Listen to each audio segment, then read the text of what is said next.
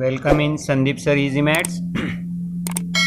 इस वीडियो में हम देखने जा रहे हैं प्रॉब्लम सेट नंबर 3 और पहला क्वेश्चन है for 4 alternative answer for each of the following are given, choose the correct alternative.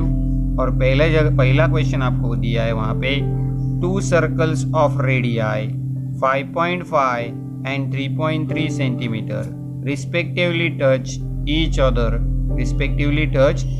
other. What is the distance between their centers? Respectively touch each other, but internally touches, externally touches, ऐसे वहाँ पे mention नहीं किया।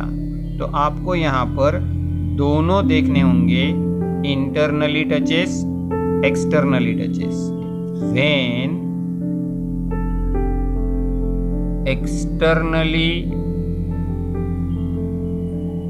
touches, distance is equal to sum of their radii। तो इन दोनों की हो जाएगी सम, रेडियाई की हो जाएगी सम। तो आपको आंसर आएगा 8.8 सेंटीमीटर। When internally touches, जब वो इंटरनली एक दूसरे को टच करेंगे तो जो डिस्टेंस है that distance is equal to difference between radii. तो इन दोनों का आपको करना पड़ेगा डिफरेंस, जो आएगा 2.2 सेंटीमीटर। तो यहाँ पर ये दोनों आंसर आते हैं, तो आपका आंसर आ जाएगा यहाँ पर, answer is a option D. ये हो गया आपका answer. Now the second one, 2 circles intersect each other such that each circle passes through the center of the other। यानी 2 सर्कल एक दूसरे को इंटरसेक्ट करते हैं और पहले वाला सर्कल दूसरे के सेंटर से और दूसरे वाला सर्कल पहले की सेंटर से गुजरता है। If the distance between their center is a 12, इन दोनों सेंटर्स में अगर डिस्टेंस 12 है, What is the radius of the each circle? तो ये AB इस सर्कल का रेडियस होगा, BA इस सर्कल का रेडियस होगा, वो दोनों भी 12 होंगे। तो आपको यहाँ पर आंसर के लिए लिखना होगा option B. Number 3, a circle touches all sides of a parallelogram, so the parallelogram must be a dash dash। तो वो पैरेललोग्राम हो जाएगा आपका रोम्बस। तो यहाँ पे आपको आंसर लिखना पड़ेगा, answer is a option B. This is the answer. Now we are on the 4। Length of a tangent segment drawn from a point which is at a distance 12.5। यानी जो पॉइंट है उसका अगर आप सेंटर O रखते हैं और point A रहेगा, तो distance of the point is a 12.5 from the centre of the circle is a 12। और ये जो बन जाएगा टेंजेंट सेगमेंट, ये हो जाएगा 12 centimetre. Find the diameter of the circle. यहाँ पे आपको सर्कल का डायमीटर ढूंढना है। तो यहाँ पे आपको अगर ये सर्कल की रेडियस आप निकालते हैं तो radius is a perpendicular to the tangent, radius is a perpendicular to tangents. तो यहाँ पे आपको एक राइट एंगल ट्रायंगल मिल गया। तो in triangle ABO measure angle B is a 90 degree. तो अकॉर्डिंग टू द पाइथागोरस हो जाएगा OA square is equal to OB square plus AB square by Pythagoras.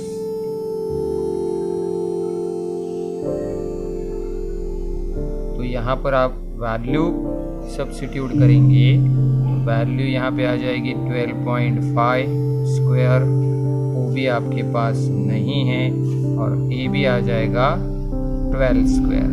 अब आपको 12.5 और 12 का स्क्वायर करना है, तो स्क्वायर करेंगे यहाँ पर, तो यहाँ पर स्क्वायर आ जाएगा 156.25 OB स्क्वायर प्लस 144। अब ये 144 यहाँ पर आने के बाद सब्ट्रैक्ट हो जाएगा and we get the subtraction is a 12.25। So OB के लिए आप लेंगे इसका स्क्वायर रूट, जो आ जाएगा आपके पास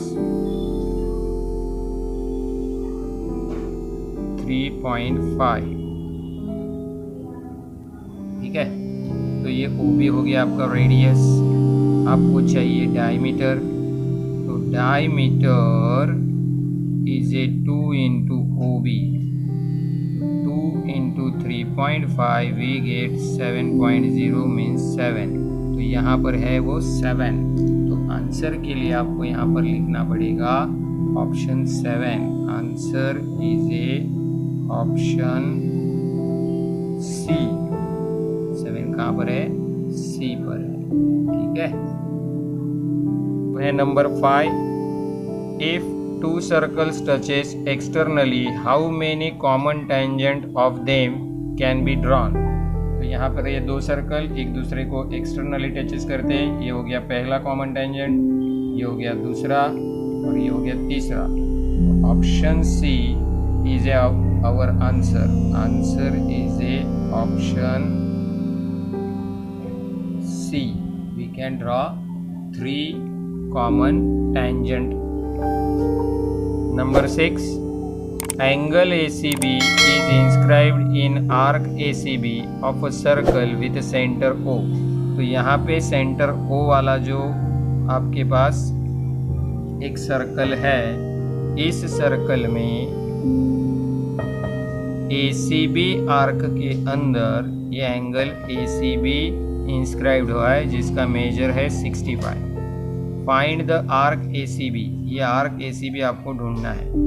तो यहाँ पर बाय इंस्क्राइब्ड एंगल थ्योरम आप क्या कह सकते हैं?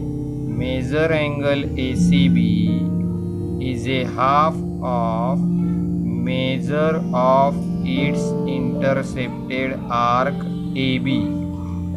ये AB जिसे उसने इंटरसेप्ट किया है उसके वो आधा होगा। तो यहाँ पर आपको 65 डिग्री दिया है एंगल। तो if they gives the angle, तो एंगल आपके पास है तो आपको AB मिल जाएगा। 2 into 65 is a measure arc AB। तो 65 2 हो जाते हैं 130। So we get measure arc AB is equal to 130। अब ये बचा हुआ जो रहेगा ACB, now measure arc ACB is a 360 minus 130, we get 230 degrees here। तो ये ऑप्शन डी जो है that is the your answer. तो आंसर के लिए आपको लिखना पड़ेगा option D is a right answer. 7, chord AB and CD of a circle intersect inside the circle at a point E। AB और CD सर्कल के अंदर पॉइंट E में इंटरसेक्ट करते हैं। If AE is equal to 5.6, EB is equal to 10, EC is equal to 8, find ED। जब 2 cord circle के अंदर intersect होती है तो उसके पार्ट्स का प्रोडक्ट इक्वल होता है, दैट इज द थियरम। यानी यहाँ पर आपको AE into EB is equal to CE into ED मिलेगा अकॉर्डिंग टू द थियरम। तो AE is a 5.6, EB is a 10, EC is a 8 into ED। तो यहाँ पे अगर आप प्रोडक्ट करेंगे तो ये 5.6 56 हो जाएंगे। 10 से मल्टीपल करेंगे तो तो 56 divided by 8 is a ED. So we get ED is a 7. तो आपका यहाँ पे आंसर आ जाएगा, answer is A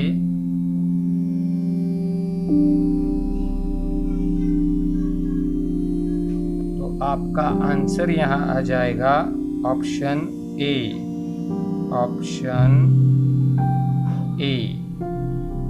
number 8, in a cyclic quadrilateral ABCD, twice the measure angle A, twice the measure angle A is thrice the measure angle C is equal to thrice the measure angle C. Find the measure angle C. तो यहाँ पर आप देखेंगे तो A और C opposite angle है, तो opposite angle of cyclic quadrilateral are supplementary, तो उनकी टोटल हो जाएगी 180। अगर आप इसे ट्वाइस करेंगे तो ये ट्वाइस कुछ इस तरह से हो जाएगा, अगर मल्टीप्लाई 2 करेंगे तो अब twice of A is a thrice of C। तो यहाँ पे आप कन्वर्जन करेंगे तो आपको मिल जाएगा कुछ इस तरह से, टोटल आ जाएगी 5 angle C is a 360। So C is equal to 360 divide by 5। So C is a 5 7 जा 35, बच गया 1, 1 और 0 10, 5 2 जा 10। तो आंसर इज ए 72, जो ऑप्शन बी में है। तो आपको आंसर लिखना पड़ेगा ऑप्शन बी। पर 9, point A, B, C are on a circle such that measure arc AB, ये arc AB is equal to 120 and BC is also 120। तो ये बचा हुआ AC भी 120 होगा, यानी ये तीनों आर्क इक्वल है, तो ये तीनों कॉर्ड्स इक्वल हो जाएंगी, और तीनों कॉर्ड्स अगर इक्वल होती है तो ये ट्राइंगल हो जाएगा इक्विलैटरल ट्राइंगल। तो आपको आंसर के लिए यहाँ पर लिखना पड़ेगा option A. Number 10, segment XZ is a diameter of a circle, point Y lies in its interior. तो ये XZ आपका डायमीटर है, इसका मतलब ये ऊपर और नीचे आपके पास दोनों आ गए सेमी सर्कल। इसके अंदर कहीं पर तो Y है, इंटीरियर में अगर Y है तो what about the measure angle XYZ, ये हमें ढूंढना है। It is not possible that angle XYZ is an acute angle. तो ये it is not possible that angle XYZ is an acute angle, तो ये एक्यूट एंगल नहीं होगा, तो ये चलेगा। Angle XYZ can't be a right angle, तो ये राइट एंगल भी नहीं होगा। Can't make a definite statement for the angle major angle XYZ, इसके मेजर के लिए आप डेफिनेटली कह भी नहीं सकते।